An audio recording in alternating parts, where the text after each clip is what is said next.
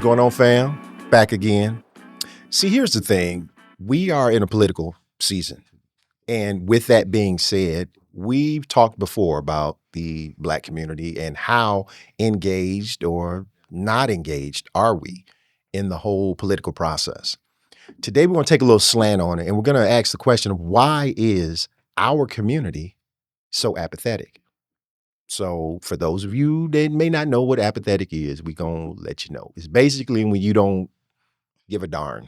You don't care. You're not interested in the political process. So, B, I want to ask you, because you are in this generation that some of you guys are engaged, but a lot of you aren't. So let me ask, why do you think as a community we're not apathetic? Or do you feel that we are? Well, the younger community? Yes, or why is just the younger community? I want to say, I'm going to give us the benefit of the doubt here. And I'm going to say it's more of a 60-40, where we got 60 involved and 40% on the fence, or just they don't care. Give a darn. So saying like you 40%, those Yeah. are the ones that are apathetic, that don't care. You know what? I'm gonna cut it down. I'm gonna say we got Okay. 60% that care, that are involved, right? Okay. You got 20% on the fence, Mhm. and then you got a 20% that's yes, your apathetic crowd. I'm gonna go with those numbers. Okay. Wow. What, you don't think so? I don't. I mean, because let me- I think that if they were not apathetic, we would see, more of a resurgence of us as a community participating in the political process. I think back to Mhm. the civil rights movement. Everybody and their mother was out in them streets. They had kids. Kids couldn't even vote, but it's they a were little out there with their different. parents. It's a little different now. How was that? How so? You talking, well, not me per se, but you're coming at the TikTok generation, the social media generation. So you don't have 45 people, running down with their councilman to do X, Y, and Z, but you got them online. Look at our campaign we're dealing with right now. You got Instagram posts all day, TikTok posts all day, YouTube posts all day. That's the way you got a lot of the youth, and they're the ones driving these older or more seasoned candidates that can't do this. Are they paying attention to it? Mm. I mean, Good point there. Good I'm just point there. saying, You might have got me on that one. right? Because might you have got me much there. rather see somebody else, in whatever they may do. I look at it this way because I feel that a large portion of our community is apathetic. I think it's generational, and I say that because what I see is these younger folks, and parents are oh, what you voting for? Voting don't count. But what And about, their parents probably told them, voting don't count. What about grandma and grandpa, or great grandma and grandpa that said, "Hey, we have to go to bat for this"? You don't think that some of them probably didn't? Because I know Fair. in my family, I knew about voting and how important it was, and it carried over. I'm on my kids. I took my boys to the polls, and explained the process to them. So I mean, Carl, I know you probably came up the same way, where it's come down through the generations, and you know how important it is for us to be involved in a political process. Yeah, and I think that when we talk about why are we apathetic, because I do believe, like you said, Eugene, I believe the numbers are higher than what Brandon is. I think you're very optimistic with those numbers. I am an optimistic guy. Guilty as charged.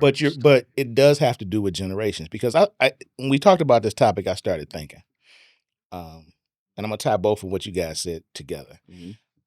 We are in a generation now where information comes really fast. TikTok, Instagram, it's clips. Yeah. Everything is in clips. We're the people who are like 50 and over, I think, are the last generation that actually sat and talked to our elders and listened to stories. Fair. And we didn't have to rely on a clip or somebody posting quote unquote facts about something that happened. When I was in my 20s, so let's say I'm 20. If I'm talking to somebody who was 50 when I was 20, they lived in the 40s and 50s. So they lived through Jim Crow. They lived through the civil rights era, Emmett Till, Malcolm X, Martin Luther King. They lived all that stuff. Seen some stuff. So recall to me is what actually happened from their perspective. They understand the voting process. They understand the political process. They understand that politics affect you even if you don't participate. So let's get involved, and let's get involved in our communities and so forth. I think what happened is some Generation X-ish dropped the ball. Yeah, I was gonna ask, where's the disconnect? Yeah. I mean, I put it on us, on us, because we kind of allowed, and again, I know people probably tired of me saying this, but for those of us who didn't go to jail during the crack era, because that was a big thing too, lost a lot of parents, and I mean, hey, That's man, fair. That's fair. we can do a whole show on the crack era, you know. But for those of us who remained, a lot of us raised our kids on TV, or gave them laptops and everything else, didn't sit really and talk to them and tell them the stories about what we know.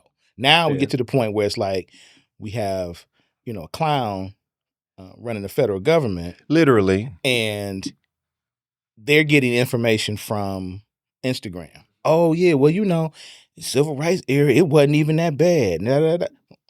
Where are you getting that from? Yeah, you're getting this from. That's a lot of misinformation. Right, you're getting misinformation, but you're getting it from the source that you know how to get it from.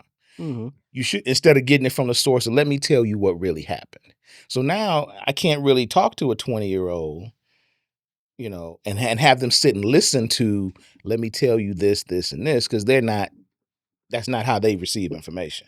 So a lot of it is we drop the ball, and we don't confront misinformation the way we should. We take it as entertainment. And that goes to the point of educating yourself. Society has gotten to the point where we've become complacent and lazy and not willing to do the research, which to me is asinine, because you're walking around with a computer in your hand. Information's at your fingertips, but as opposed to going to validate what you may see on social media, you just accept it as a truth. Now, I want to throw a few things out there, and I think, and you guys give me your opinions on it, in terms of reasons why we might be apathetic. One thing could be unfulfilled promises from politicians. Fair, yeah. We look at, and of course, when they run in, I'm going to do this, I'm going to do that. And as soon as they get in office, they don't do it. And you're like, well, damn, my vote didn't count because I voted for him. He's not doing he or she is not doing what they said they were going to do. Systematic obstacles. We're talking about voter suppression, which has reared its ugly head yet again. And for me, that's something that I don't see how people are so readily acceptable of it. It's almost as if a lot of people figure you can't do nothing about it. The hell you can't. And that's where we have to start really educating on the local politics, in each state, because that's where the real damage is done. At the federal level, they can do whatever they want to do, but then in your local elections, if you elect the people that have your best interests at heart, then you can make sure. But too many times, we sit back, we go on name recognition, which if I could get rid of one thing in the political process, it would be that name recognition, because people get out there and rest on their laurels. Oh, my name is Johnny Jackson. I'm cousin of Jesse Jackson. I got this. It's all about who you know. Well, here's the thing that in terms of information and misinformation. All right. We've all been in jobs. We've all had, even through, particularly, I'm not going to say in our current careers, but you go into a job. Well, can you do this? Can you? Oh, absolutely. Oh, absolutely. I can do that. Are you going to be here on time? Oh, absolutely. Oh, no problem. And then you get the job and you act a fool. Show up when you want. Do what you want to do. You lied about your qualifications. You don't really know how to do stuff. Okay. Now, that job they have two choices. They either can deal with it or they can fire you. Most times they fire you. Okay? Fair, yeah. When we cast votes, it's a job interview. They're going to tell you all these things they can do. Yeah, check that resume. Okay? If they don't do those things, we, the people, can fire them by not reelecting them. Their terms are finite. We seem to not to realize that. We seem to say, okay, we cast our vote. Now you go do it. Oh, you're not doing what you're supposed to do. Oh, our vote don't matter. No, fire them. It doesn't. It's just to me. Is we don't think we have that power. We think the power is just. And then I think somebody is like, well, like you said, they don't. They don't never do what they're supposed to do. Fire them. Because if they don't do what they're supposed to do, and here's to your point, Carl, get somebody else. Get somebody else. And that's one of the things that we don't do is to push out somebody. Bring somebody else along. Absolutely. Or you do it. There you go. I'm not going to do it. Okay, if you don't do it, What about that? like you said, find somebody else. There's no reason. I'm sitting here watching these people, and yes, I'm laughing. All of these, we voted for Mr. Trump. Oh, Mr. Trump, I for Mr. Trump. And you getting sit on a boat back to Venezuela. You, your kids, your mama, the dog.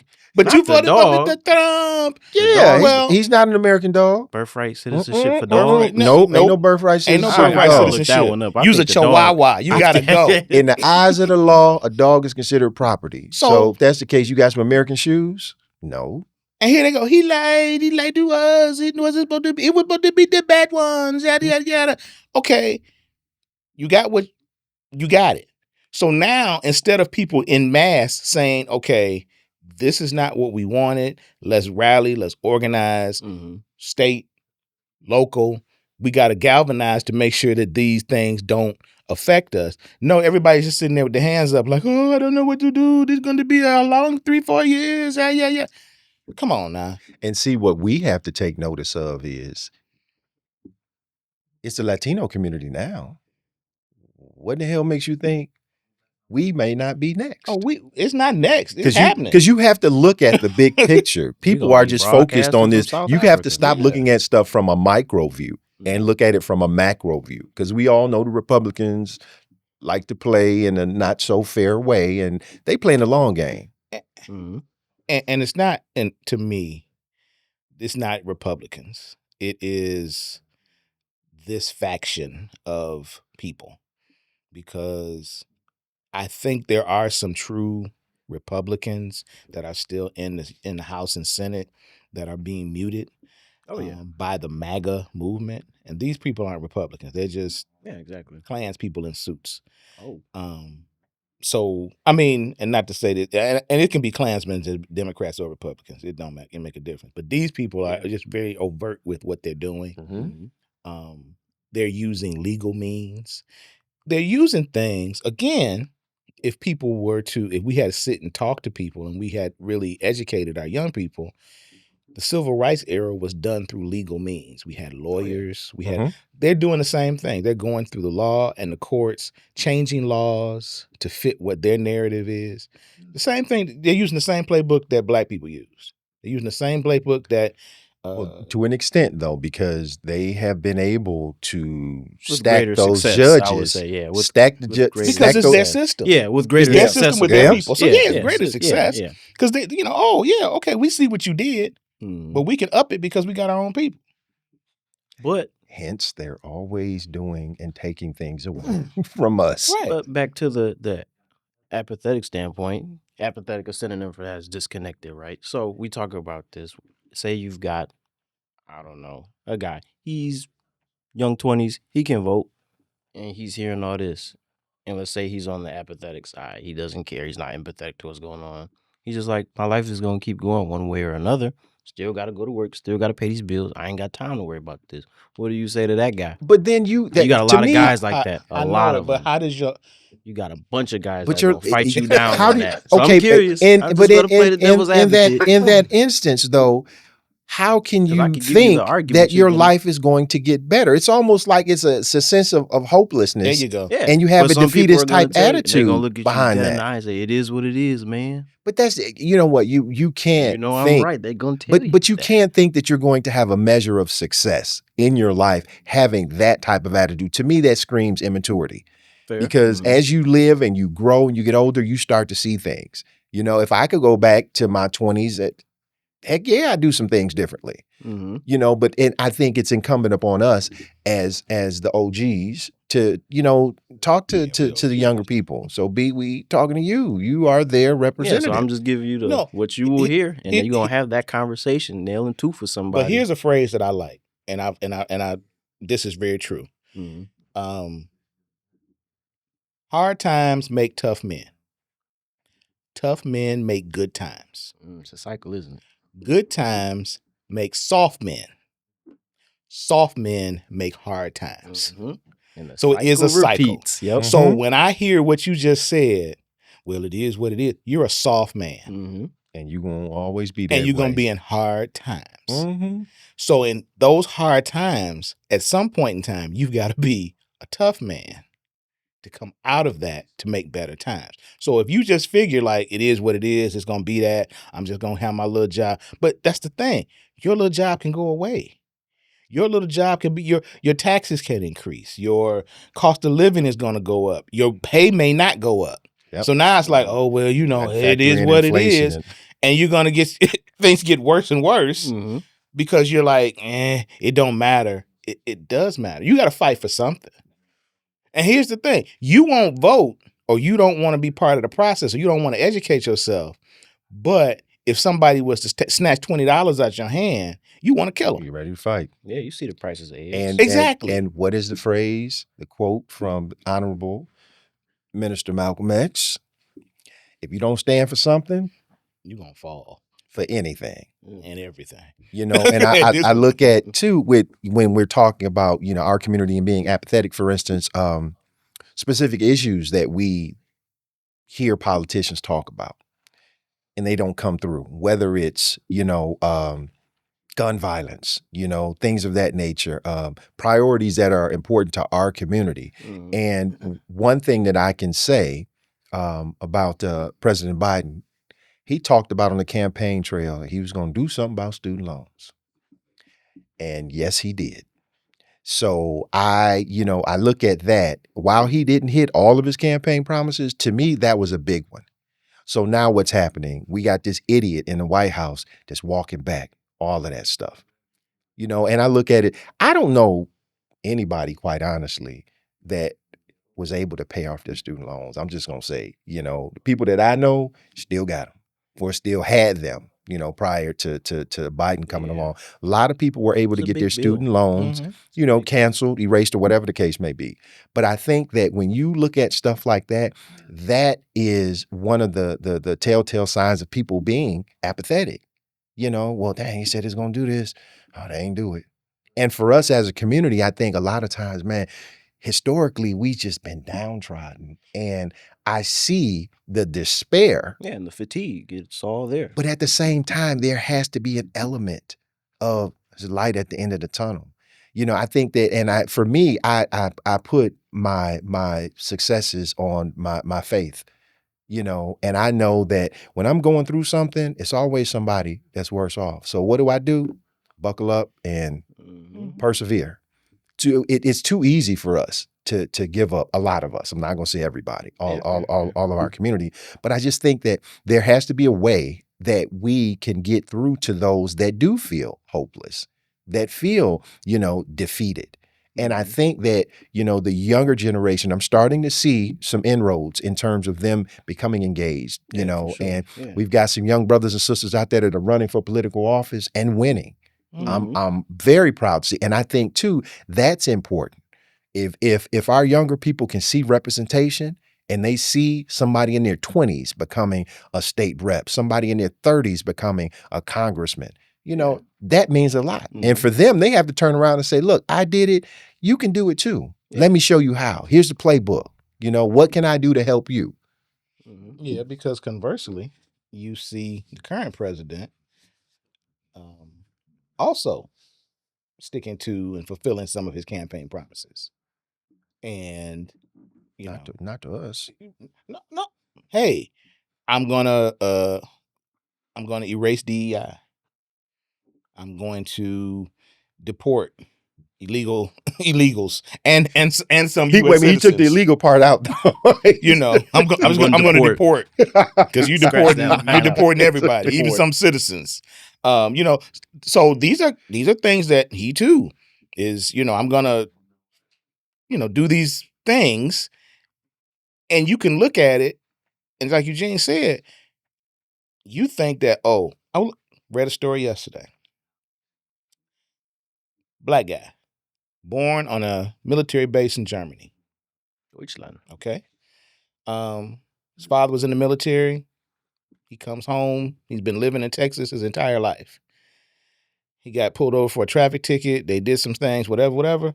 Oh, you're not a citizen because they're not recognizing him being born on a military base in Germany. I think that's That's that him being a birthright citizen, thing. which is everybody else that's been born on military bases around the world. Ooh. They considered a citizen. Yeah, but So yeah, they took him, deported him to Jamaica. He's never been to Jamaica. yeah. But I thought you said. You want to know why they sent him to Jamaica? Was it the color? No. Well, partly. Yeah, I was saying. But his father was born in Jamaica. Ooh. But his father's a U.S. citizen and served in the United States Army. And he should be a U.S. So now he's in Jamaica where he's never been. They must be using Ancestry.com. And he's like this. What am I supposed? How did this happen? So they're just rounding up people. This is a campaign promise. Like I said, the people that are crying now that was shaking maracas back in August, now it's like, what's going on? This is not what we wanted. Well, that's a campaign promise. I wouldn't even pick up no. Now they back home making maracas. We can't. But I looked at the situation with the brother of we can't be apathetic because that could be you.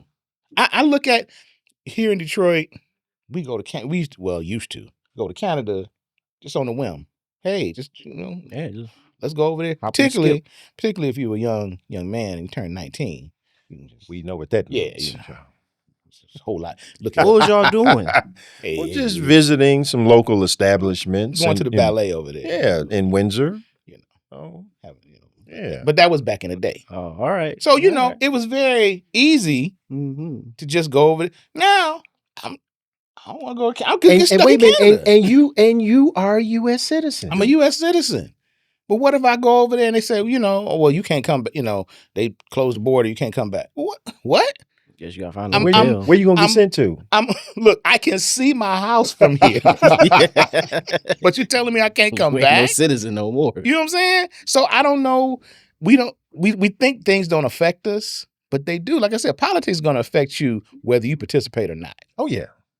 And that's why we have to make sure that we're educating ourselves on, the issues and stuff. I mean, for instance, one of the things I also found in terms of us being apathetic is self-preservation. I like that. Because historically, again, we have had to fight on our own. We haven't had people that, would be our comrades, so to speak, and I looked at, for instance, the number of Black registered voters in the United States is over 34 million, okay? Now, in 2024, you had, of those 34 million, 2024 election, 59.6% of registered African-American voters voted. So that's down from 2020. 2020, we had 62% of registered African-American voters that voted. Conversely, what you look at is in 2020, the clown in the White House had 8% of African-American votes. And I think we all know what happened in 2024. That doubled to 15, 16%. Not saying that pushed him over the top, but there was a swing. Yeah. And I say we have to get to the point where we truly recognize, hey, we have the power to change things. And I think it's clearly evident now in some of the boycotts that you see, i.e. Target. I don't know any Black person that goes to Target anymore. We can't go to Target still. You take No, I do. And that plays into the apathy. Because what you'll hear is, they ain't never did nothing to me. I like So people that still shop at Target? Absolutely. Go drive past Target. Absolutely. Go No, drive I got past mad at my Target. doctor because he sent one of my prescriptions to the CVS pharmacy inside of Target. I didn't go in. I'm not going in. And I told my wife, he's going to have to send it to another CVS because I don't want nobody in there to see me. Hey, I'm getting my prescription. No, you ain't.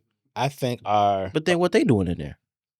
Hey, don't worry about that. I think our ability to boycott or not to boycott is a whole section of this apathetic, I ain't gonna say movement, but this because I think that, and this is kind of I don't know what this is. I don't know if it's a vestige of slavery or it's just we trying to be our independent selves or whatever. But if you say, well, we're gonna boycott, a lot of people will give you the immediate reaction. Well, you can't tell me what to do. I'm gonna shop where I want to shop. I'm gonna do what I want to do. And it's like Target. For me, and I'm somebody who, if you say we're gonna boycott, you tell me the place, you don't have to finish the sentence. Okay. Mm-hmm. Of course, as long as it makes sense. As long as it makes, but if it's not, if it's a black-owned business, then I need to know why we boycott. If it's a Target, if it's a Walmart, if it's a big corporation, let's go. I don't really need to know. I mean, you can tell me, it might be a dumb reason, but I'm like, oh, okay. But for Target, it's not a dumb reason. Mm-hmm. But there are a lot of people who don't. I was talking to my mother about this the other day. I never shopped at Fairlane, which is a local mall here in Detroit, well, in Dearborn, because the mayor of Dearborn at the time said he didn't want black people in Dearborn. There you go. They built the mall. You know what? You don't want me there? I don't got to go. Got other options. You know what I'm saying? There was no, well, it's close, it's nice, and because it was brand new back when they built. I'm gonna say it's nice. It was so beautiful and all this kind of stuff. It's like, oh wow, top of the line. Yeah, there you go. But I don't have to go just because it's nice and this, that, and because you don't want me there. Yeah, I was a different generation. It was a nice when I started going. It was nice too, but I never went. I never went. You wasn't missing nothing. Listen, but I know people that did because they said, I mean, they don't mess with me out there. So let me ask, have you had conversation with people that still shop at Target? Yeah. About that? Yeah. And their response was? Basically that. Oh, well, I like it. I'm telling you, go drive past Target. The lot is packed. So where's... That don't mean, I just say I don't know anybody. There are some people who will not do it because of who they say started it and they don't like this particular person. But what does that have to do with the price of tea in China? So I always go back to the Million Man March. Minister Louis Farrakhan said we're going to do a Million Man March on Washington to show just black men and show that we're responsible for our families and so on and so forth. Started out, people were like, they wanted to distance themselves from Farrakhan. Mm-hmm. But when he kept saying this is what we're doing and this is why we're doing it, people joined in and they started co-opting the message. It was a groundswell. It was a lot of people, and they still wanted to distance themselves. Some of them wanted to distance themselves from Farrakhan. They said it's going to be about community, and we want to take our young black men here to see that black men can be together in one space and blah, blah, blah, and we're going to uplift our family. So whatever your reason is, even if you don't like the person or you don't agree with the person that's doing it, you still have to see what the movement is about. And I would say, back in the day, we would join in. And one of the reasons to segue into that, I'm glad you brought that up, Carl, the church. B, let me throw this out to you. How important is the church in dealing with apathy in our community?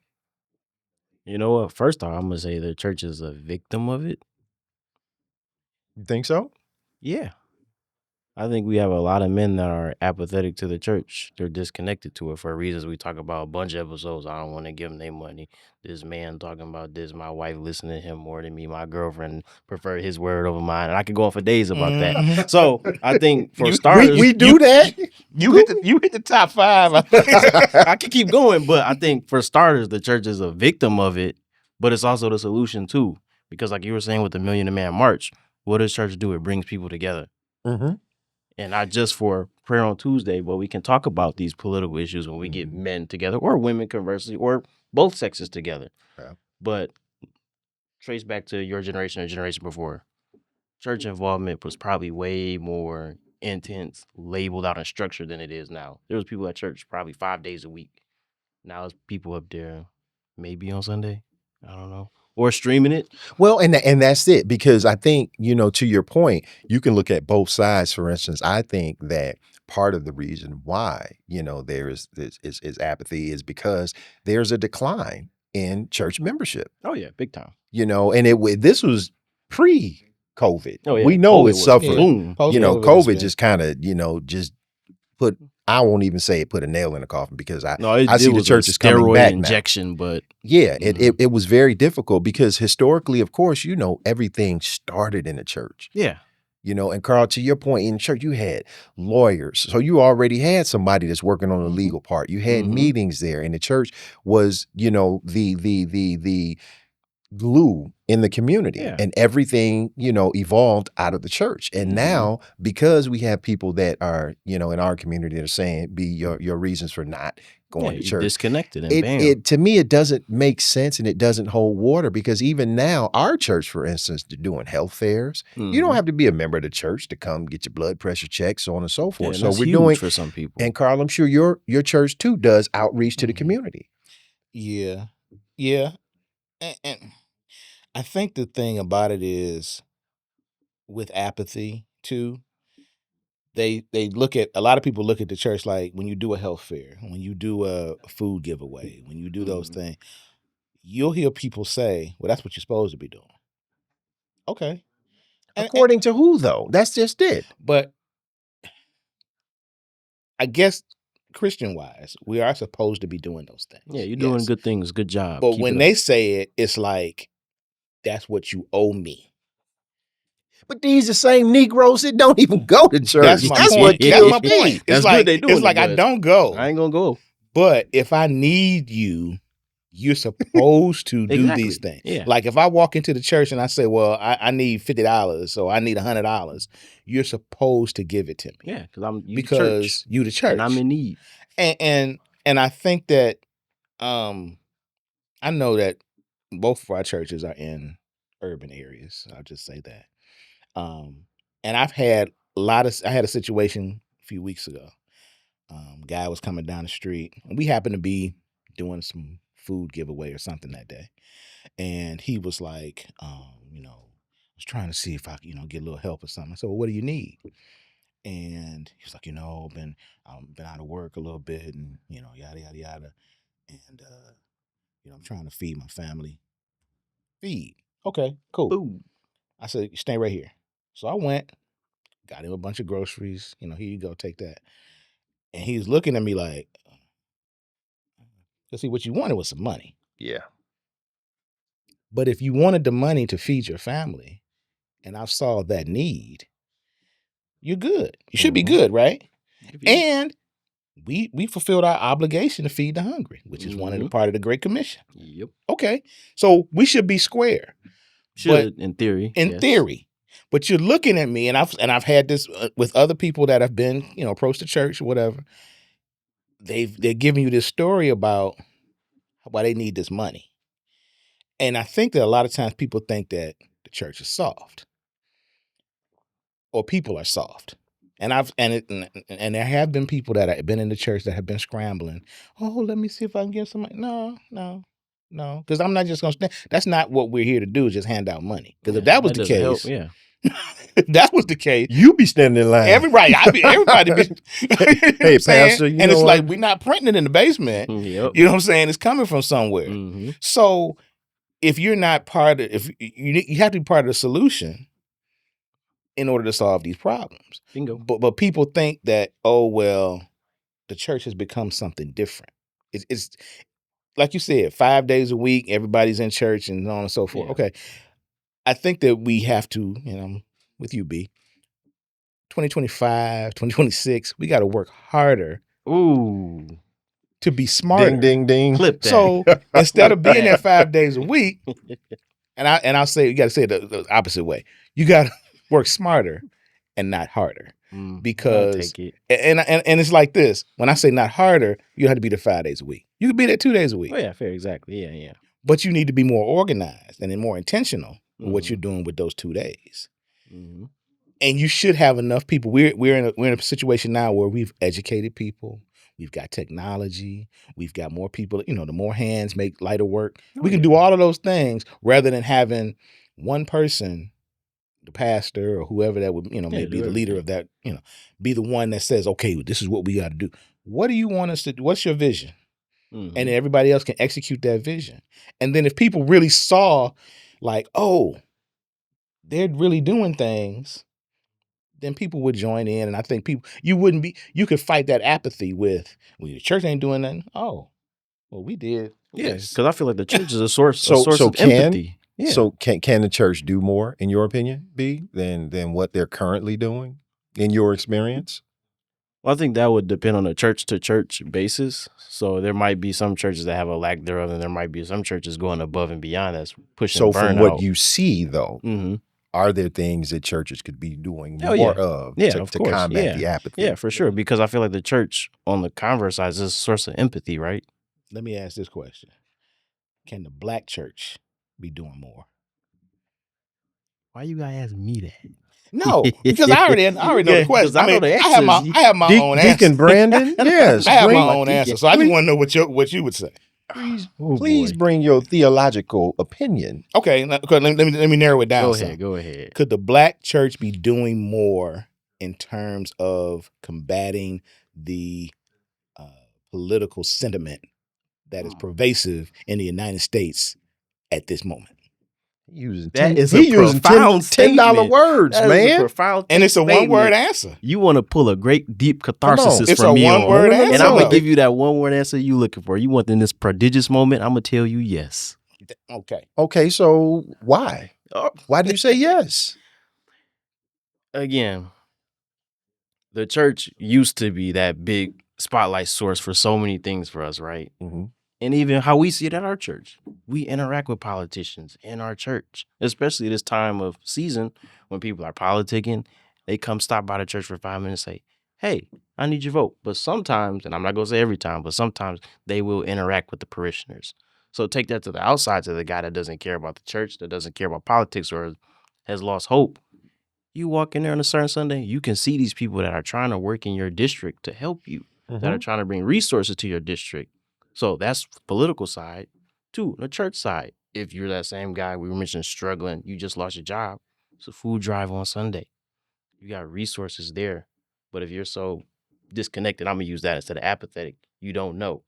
And you're just stuck out in the wilderness. Well, and I say this is what I think when it comes to the church. Carl, to answer your question too, the black church can do. Oh, yeah. One of the things that I see, because I don't have experience at white churches.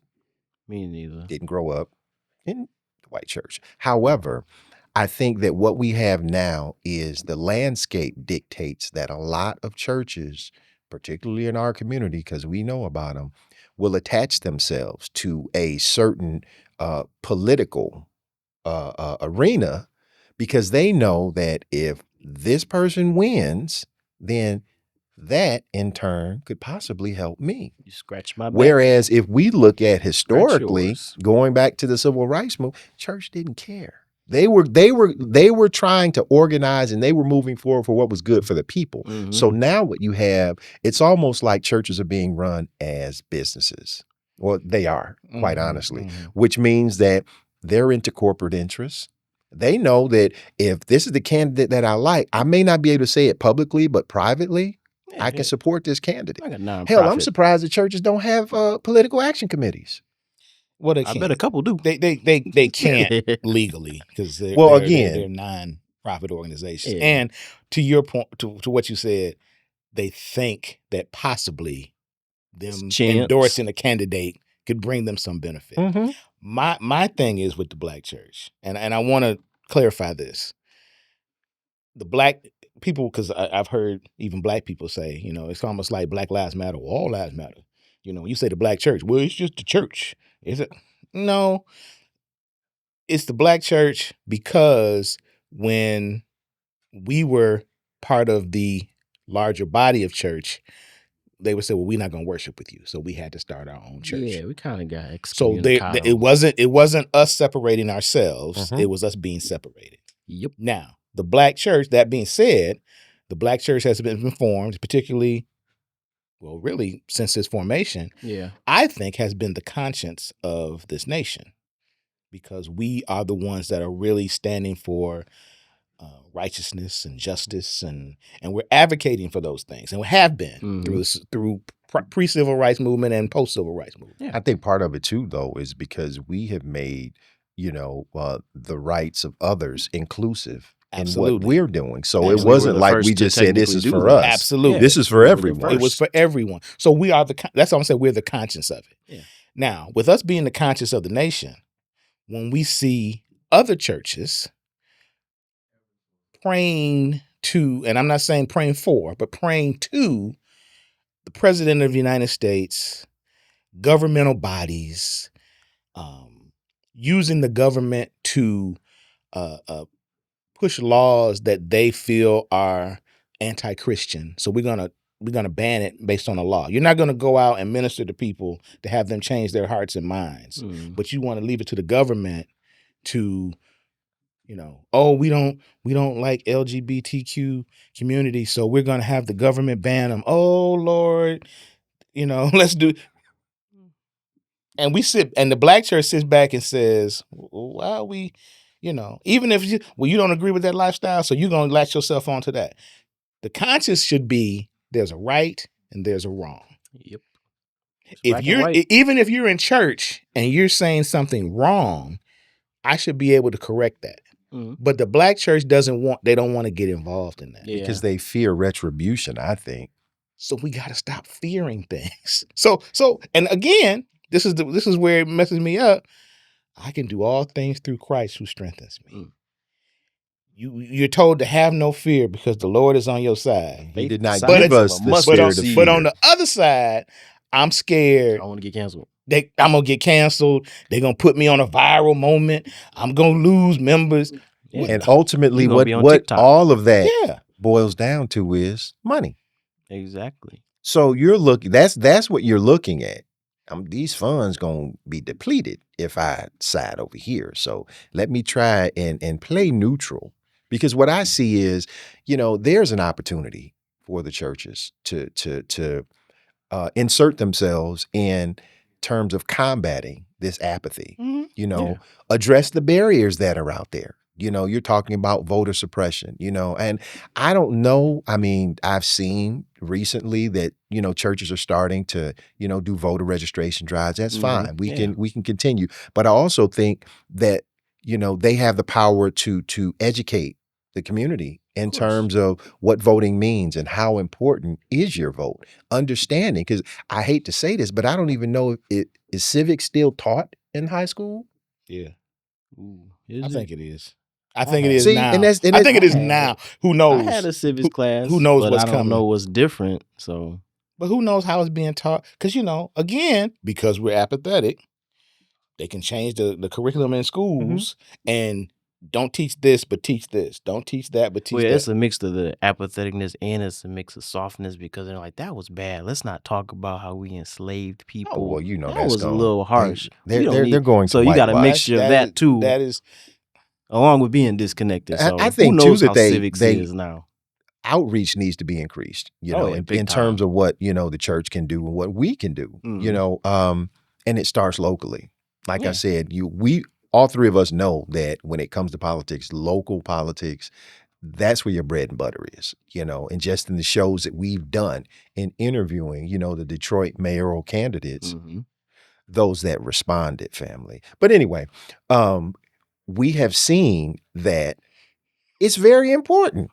It's very important. We have to make sure, and for the candidates that have come on, they have stressed, and one thing I can say that's consistent for the people that we've interviewed is that they're passionate. Oh, yeah. They're passionate about the city of Detroit and they want to move the city forward. But again, it has to be increased outreach. And I believe the church can help in those particular instances. Yeah. And Carl, to your point, when churches that I've been to, when politicians are there, it's real, the church leader is real tepid about how they broach that subject. And they're always quick to say, I'm not endorsing anybody. Yeah, you can't. Well, guess what? But you brought them in. Exactly. You can't, but you can. Yeah. You know, so I say, Fine and line. it to me, it starts with, you know, making sure that education is the biggest thing that we can do as a community. Mhm. Because when you're educated, you know about things, you're more apt to stand up and say, wait a minute, that's not right.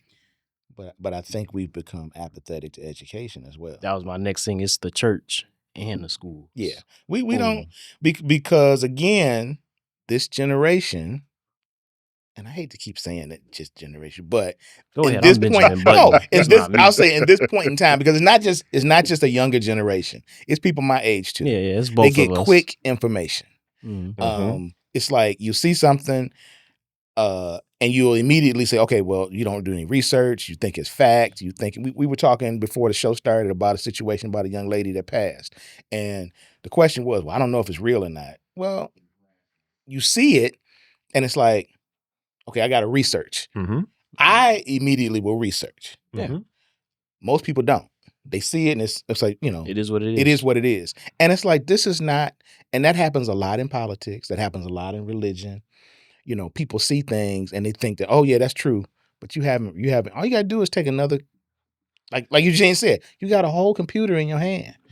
Take another 10 seconds, 2 minutes to research and see like, okay, this is real. And then put it in context. We don't do any of that. That's not how And that's what TikTok happens. brain works. I know it. And so now too long. the thing with education is, well, I can get educated right here.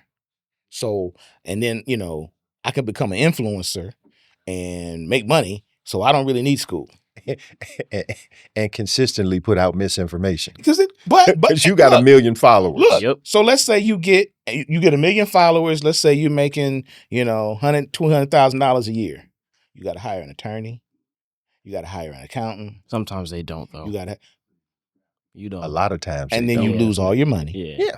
But they be good for like a year and a half though. And that's the thing. So but you're gonna hire people. Let's say you say you're smart about it, and you hire these people. They all went to school. But there's no influencer school. No, that's not true. What? There's a the degree. University. There's yes, a degree there's a program. I university believe now. it's in Florida. That's back then. That's the doing first ones. they have a gaming program where you can learn how to be a professional gamer. Professional gamer, and then one for influencing too. I was in Texas. One of them, somewhere down south. But even that, you're going to school. Even if you go into a trade, you're going to school. So when people kind of poo-poo education, it's like that's not. You got to learn how to do what you're doing. Nobody just wakes up and becomes what they become.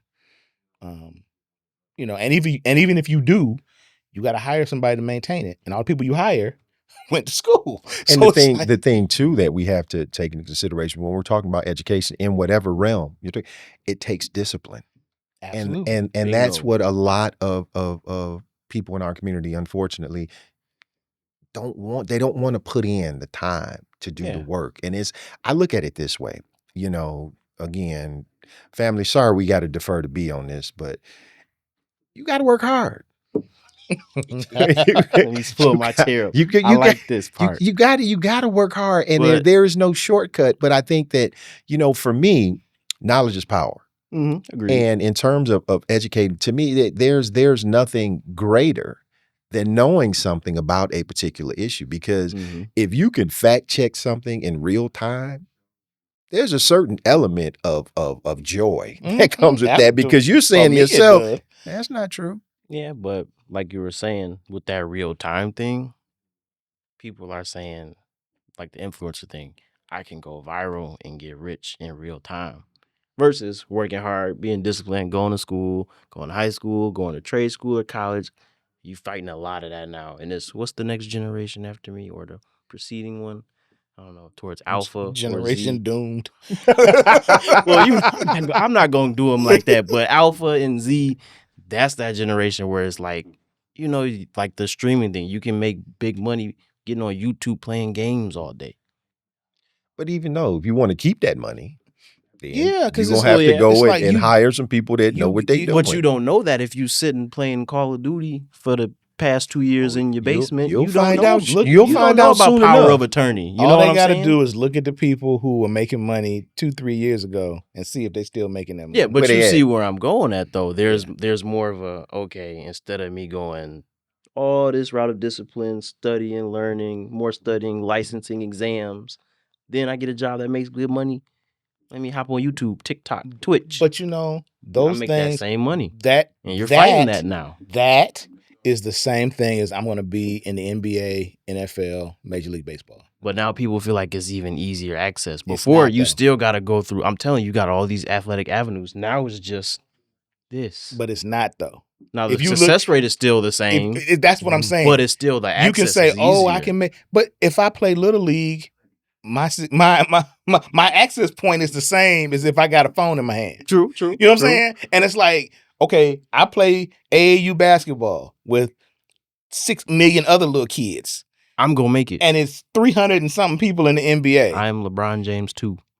Okay, and I say the same thing with the phone in my hand. I'm gonna be just like, I'm what's gonna my go man? viral. What's his name? What's his name? Kai. What's the Yeah, you're gonna be the next Kai one. Cenat. I'm gonna be Yep. Kai Cenat. 2.0. But it's 6 million other kids with phones in their hands that saying the same Exactly. thing. So you it's fighting like, that, yeah. People say that, and then because I personally, again, talking about the Target thing, I've never met anybody who's a millionaire off of social media. Me neither. I've never met them. That don't crush people's dreams though. I don't want to be a plumber, Carl. I but- don't want to be viral on TikTok. But I've met today. I've met more professional athletes who are millionaires than I have social media millionaires. But so I'm to telling me, you, but it's it's out easier there for me to now. meet them Of course, yeah. than it is to see these other people. So it's like, how do you think that that's going to work? But again, that's the apathetic disconnect we're fighting, and it's gonna grow on as these generations move down the road. But then how do we, push the narrative that you don't have to be apathetic? Because I'm not apathetic. You're not apathetic. You're not apathetic. And we batting 100 at this table. Yeah. And I So- think that we has to start with us. Well, and again, others. outreach and Mhm. education, and I'm not ashamed to say that,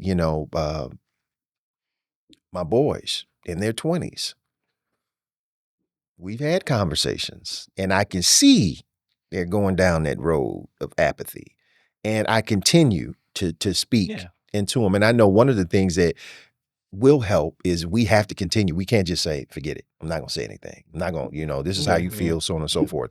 The battle I think that we have, and the problem is folks that are our age, how do we reach them? Or are they too far gone? Because as we're trying to reach people and say, hey, you don't have to be apathetic, they're on the other side say, hey, man. It is what it is. Yeah, yeah. you gotta fight that. I'm going to say this. I'm not going to try to reach people our age. Because You have a conversation with them, then if you see that they're apathetic, how does that conversation go? Do you remove yourself from the I conversation? remove myself from the conversation because if I thought that's a tough one to have either way, either side you look at it. I don't, I don't want to put a damper on things, but the average age expectancy of the black male in this country is 67. I got a few more years. to Yeah, go. I got a few more summers, Yeah. and that's about it, At least, based I on mean, average. Now, That's if dark.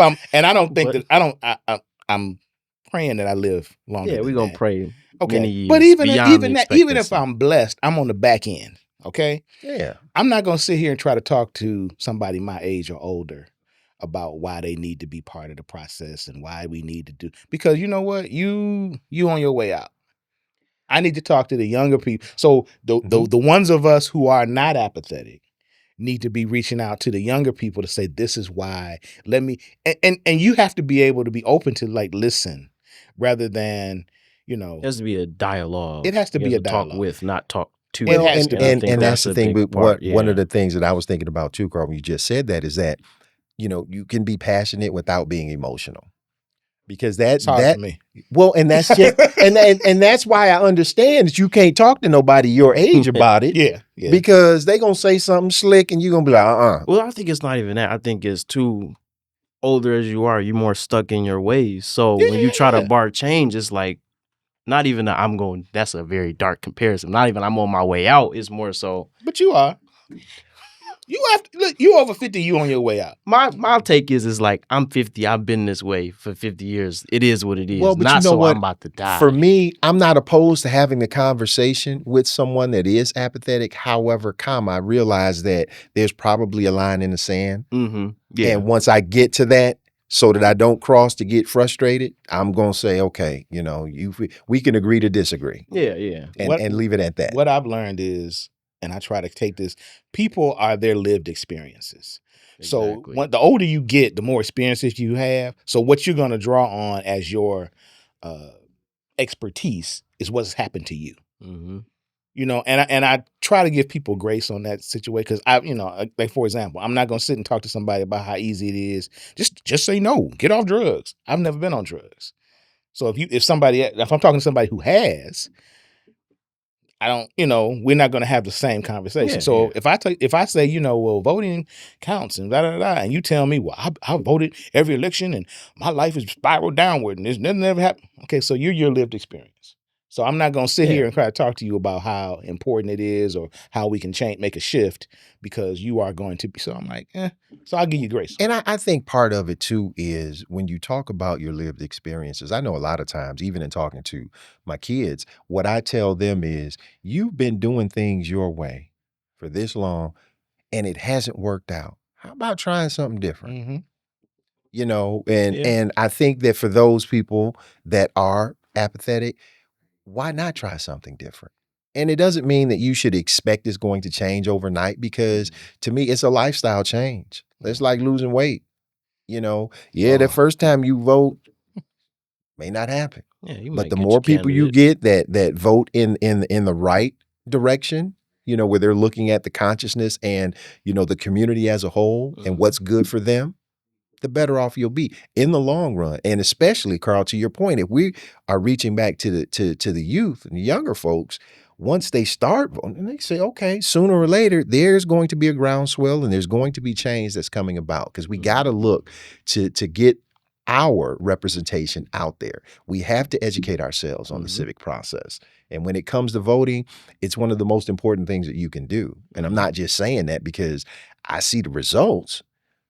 But hell, my whole life, I haven't seen, concrete result, but I know that it can work. Gradually. Yeah. Because we've been on both sides of the fence. That's all I'm saying. And fam, we're not telling you guys, to not be apathetic. But if you are, think about why you're apathetic, and talk to somebody that is fully vested in the voting process and in politics. And maybe a discussion can be had. I think it's very important for us to realize as African Americans in our community, we have voting power. We need to exercise that power, and it starts locally. Get in touch with your local politicians. Start looking at their platforms, and if they're not doing what you want them to do, no reason you can't reach out to them. So again, we thank you guys. Don't forget, check out the YouTube channel, subscribe, like it, share it, comment on it. And as always, we're going to leave you with these words to stay prayerful, stay peaceful, stay positive, stay patient. See you guys next time.